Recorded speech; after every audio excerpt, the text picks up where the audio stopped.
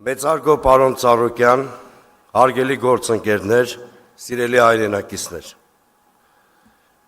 Մենք այսօր կանգնած ենք ֆունդամենտալ ընտրության առջև,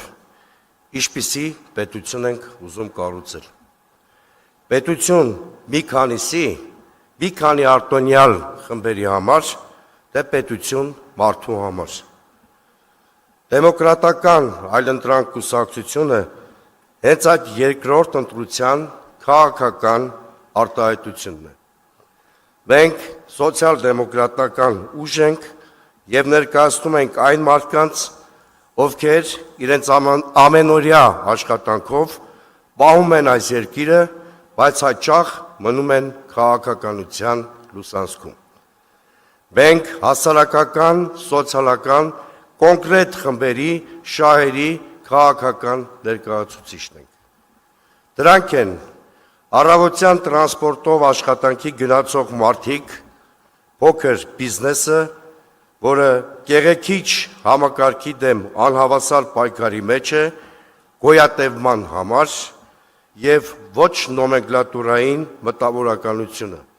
այն շերտը, որը դուրս է իշխանական համակարգից և զրկված է վարչական լծակներից, բայց հենց ինքն է ձևավորում հասարակության արժեքային հիմքը։ Մենք չենք խոսում վերացական կարգախոսներով։ Մենք խոսում ենք իրական մարդկանց մասին,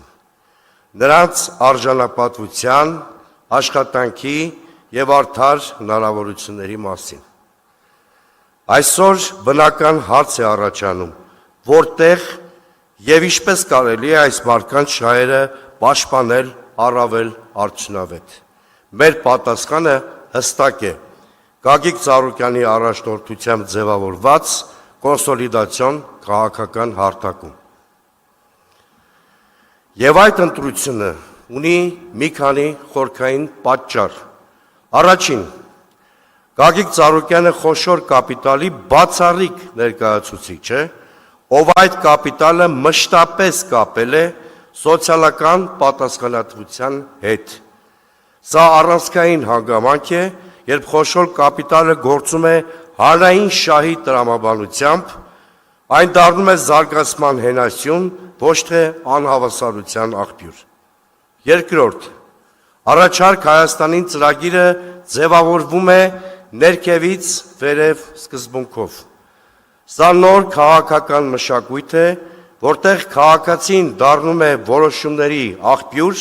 ոչ թե դրանց պասիվ հասցեատեր։ Ծրագիր, որ իր բովանդակությամբ և արժեքներով մարդակենտրոն է։ Երրորդ, ծրագրի հիմքում հանրային համերաշխությունն է։ Այսօր մեր հասարակությունը վտանգավոր չափերով բևեռացված է և այդ բևեռացումը վտանգում է թե տնտեսական զարգացումը, թե պետական կայունությունը։ Առանց համերաշխության հնարավոր չէ ստեղծել արդար մրցակցային միջավայր և վստահության վրա հիմնված պետություն։ Եվ վերջապես խաղաղության հարցը։ Մենք համոզված ենք, որ միայն առաջարկ Հայաստան ծրագրով առաջարկված երաշխավորված խաղաղության մոդելն է, որ կարող է դուրս բերել երկիրը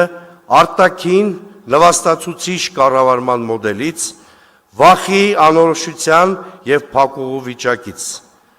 Խաղաղությունը չի կարող լինել դատարկ խոսք։ Այն պետք է լինի հաշվարկված, երաշխավորված, արժանապատիվ և բալանսավորված։ Խաղաղություն, որը հնարավորություն է տալիս աշխատել,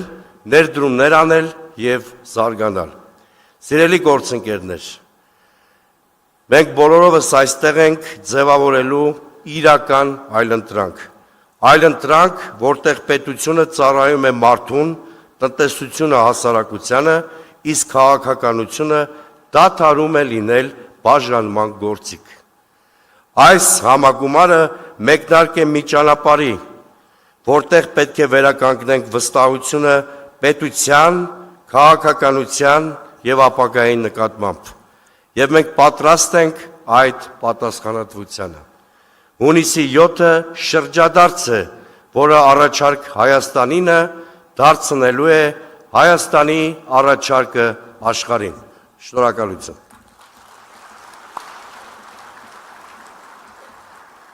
Շնորհակալություն, պարոն Սուրենյանց։ Մեր շարքերում ու մեր կողքին են տղաներ, ովքեր զենքը ձեռքին պատերազմի